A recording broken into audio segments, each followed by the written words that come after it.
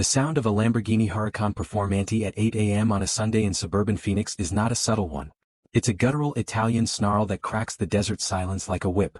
As I guided the matte gray beast into my driveway at the ridges at Silverleaf, I saw the curtains twitch in the house next door. Karen Pemberton was watching. She was always watching. I killed the engine, and the sudden quiet was almost as loud as the car had been. I ran a hand over the carbon fiber steering wheel and smiled.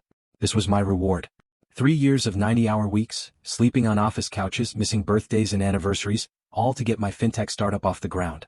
6 months ago we'd gone public. The IPO made me, Alex Chin, a very rich man on paper. The Lamborghini? That was the first tangible screw you to the struggle. My little slice of joy. Karen Pemberton, however, did not believe in joy. She believed in HOA Rule 47, subsection C, which dictated the acceptable sheen of driveway sealants. She believed in Rule 12, regarding the precise angle at which trash cans could be presented to the street. She believed, most fervently, in Rule 8, no commercial vehicles overnight. My Lamborghini, with its matte finish that was technically non-regulation gloss, was, in her eyes, a rolling declaration of war. I'd lived next to Karen for 2 years. She was a retired school principal in her late 60s, with a helmet of blonde hair, a permanent scowl, and a terrier named Mr. Wiggles who she walked 6 times a day, presumably to maximize her opportunities for neighborhood surveillance. She'd hit me with HOA violations for everything from a slightly yellowing lawn, it was Bermuda grass, it goes dormant in winter, to having a package delivered on a Saturday. I'd paid the fines, smiled politely, and retreated into my work. I figured it was easier to just not engage. A Lamborghini, I quickly learned, was engaging. Within an hour of parking it, a crisp, white envelope was taped to my front door. It wasn't from the HOA board. It was from Karen. A handwritten note on expensive, floral stationery. Alex, that ostentatious display of vulgarity in your driveway is a blight on our community's aesthetic. It violates the spirit and intent of the Ridge's design guidelines. I expect it to be removed by morning. If not, I will be forced to raise this issue at the next board meeting. Regards, Karen Pemberton, Architectural Review Committee Chair. I laughed out loud. The spirit and intent clause. The nuclear option for HOA busybodies everywhere. I crumpled the note and tossed it in the trash. The car was legally parked in my own driveway. There was nothing she could do. I was wrong. The next morning, I was woken by a call from my security company. My driveway camera had detected motion. I pulled up the app on my phone, still half asleep, and watched the footage. There she was. Karen Pemberton in a vibrant turquoise tracksuit, marching up my driveway. She wasn't carrying Mr. Wiggles. She was carrying her car keys. She stopped in front of the Lamborghini, stared at it for a long moment, then walked around to the driver's side. She didn't try to open it. Instead, she fumbled with her keys, dropping them once before apparently finding the right one. She then proceeded to drag the key along the entire length of the car, from the front headlight all the way to the rear taillight. The paint, a custom $15,000 matte finish, was obliterated in a single jagged line of bare metal and scratches. I shot out of bed, pulled on jeans, and ran outside barefoot. But I was too late. Her car, a pristine white Lexus SUV, was already backing out of her driveway. She paused, rolled down her window, and gave me a sweet, poisonous smile. "Oh, Alex dear," she called out. "I hope you have comprehensive insurance. That car of yours is such an eyesore. I was just trying to discourage you from parking it there. You really should be more careful about where you leave your things." And with that she drove off. I stood there, speechless, staring at the brutal scar on my $500,000 dream. The key had dug deep. The door panel would need to be completely replaced. We're talking 6 figures in damage. Totaled wasn't the right word, but the car's value had just plummeted. It was a vandalized vehicle now, its history forever stained. The rage was a cold, hard ball in my stomach. But I didn't scream. I didn't pound on her door. I did something much more satisfying. I went inside, made a cup of coffee, and waited for the security company to email me the full high-definition video. I spent the morning on the phone. First, I called my insurance company and filed a claim, providing them with the video. The agent was stunned. "Sir, you have her on camera in high definition keying your car? This is an open-and shut case of felony criminal damage." Next, I called the Scottsdale Police Department. An officer came by, watched the video, and his jaw dropped. "Mrs. Pemberton?" he said with a sigh of recognition. Apparently, she was known to them for frivolous noise complaints. He filed a report for criminal damage, a Class 3 felony in Arizona due to the value of the damage. The amount exceeded $10,000 by a catastrophic margin. Then, I made the most important call. To my lawyer, Sarah Jenkins.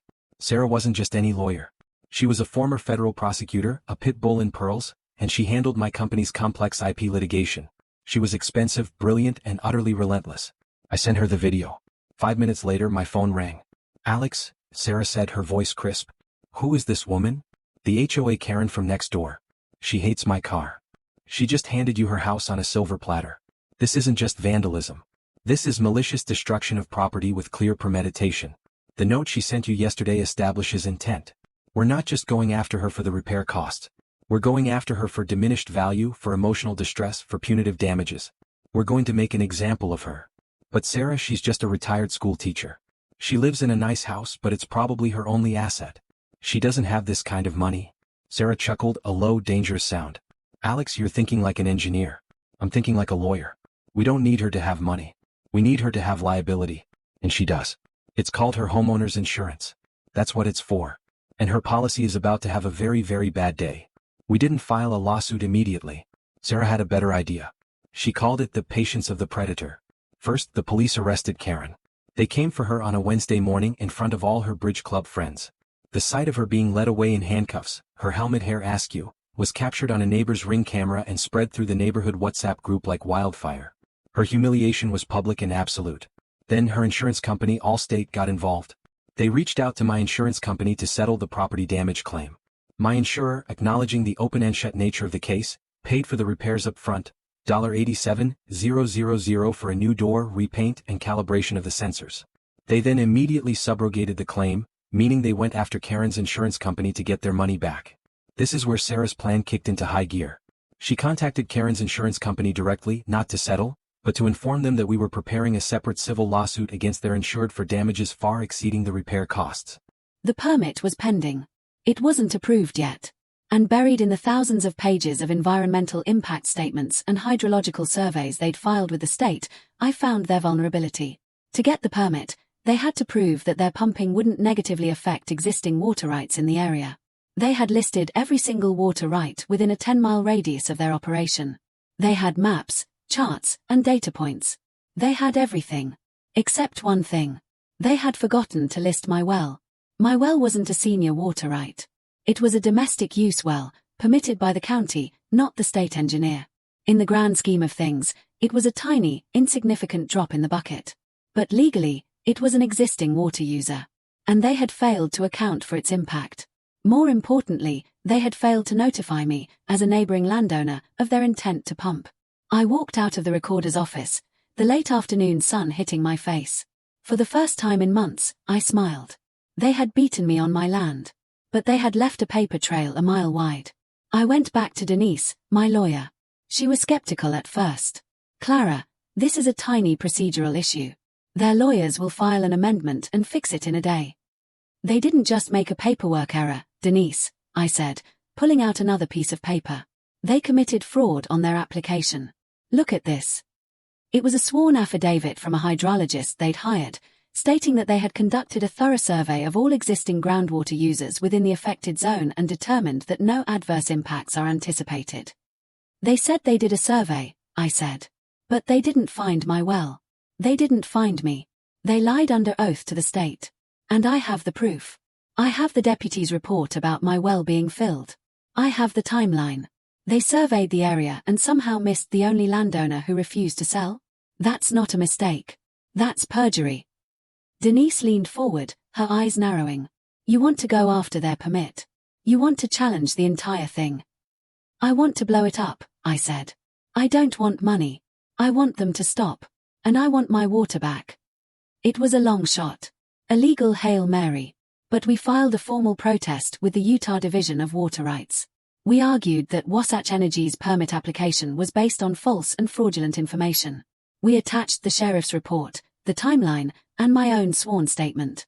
We demanded a full hearing and a suspension of all pumping permits until the matter was resolved. The reaction was immediate. Wasatch Energy's lawyers scrambled. They filed motions to dismiss, calling our protest frivolous and without merit. But the state engineer, a no-nonsense Mormon grandfather type who had seen every trick in the book, wasn't so easily convinced. He ordered a stay on the permit pending an investigation.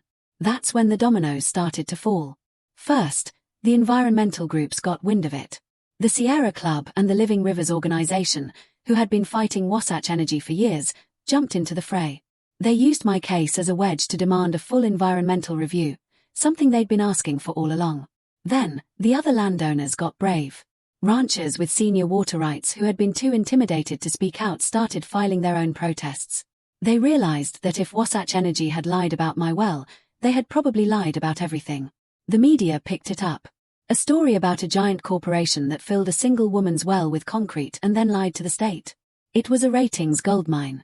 Kevin's smarmy face was all over the local news, looking decidedly less confident. The final blow came from their investors. Wasatch Energy was a publicly traded company. When the news of the fraud investigation and the permit suspension hit Wall Street, the stock plummeted. Shareholders panicked. The board of directors in Houston called an emergency meeting. 6 months after I filed my protest, I got a call from Denise. Her voice was shaking with excitement. "Clara, sit down." "What is it?" "Wasatch Energy is pulling out. They're shutting down the entire project." I sank onto the steps of my cabin. The silence of the desert wrapped around me. All of it. All of it. The cost of the litigation, the environmental delays, the stock drop, it was too much. They're surrendering their leases. They're dismantling the drill pad. It's over, Clara. You won. I didn't feel like a winner. I felt empty. My well was still full of concrete. But then Denise told me the rest. As part of the settlement to avoid a criminal investigation into the fraud, they've agreed to a few conditions. 1, they're paying for a new well. You get to pick the spot. They pay for the drilling, the casing, the pump, everything. 2, they're paying you $500,000 in damages. And 3. She paused for effect. They have to personally remove every single pound of concrete from your old well and properly cap it, at their own expense, under county supervision. I laughed. I laughed until tears streamed down my face. Kevin, the man in the clean cowboy hat, was going to have to come back to my land with a jackhammer and spend weeks cleaning up the mess he'd made. The new well is a beauty. 400 feet deep, twice the flow of the old one. They drilled it on the other side of my property, closer to the cliff, so I can hear the wind in the junipers while I draw my water. The old well site is a neat, concrete-covered monument to their failure. I put a little bench there, overlooking the valley. Sometimes I sit on it and watch the sun set over the mesas. Kevin. He was fired. I heard he went back to Texas. The last I saw of him was the day they finished capping the old well. He didn't look so smug in his dusty work boots and his sweat-stained shirt. He didn't look at me at all. Wasatch Energy is gone. Their drill pad is a scar on the land that will take decades to heal, but it's healing. The silence has returned. The ravens are back. And me. I'm still here. Stubborn as the desert rock, and twice as hard to move. They tried to silence me with concrete. They only succeeded in making my foundation stronger. My water flows again, clear and cold, straight from the heart of the high desert. And it's mine. All mine.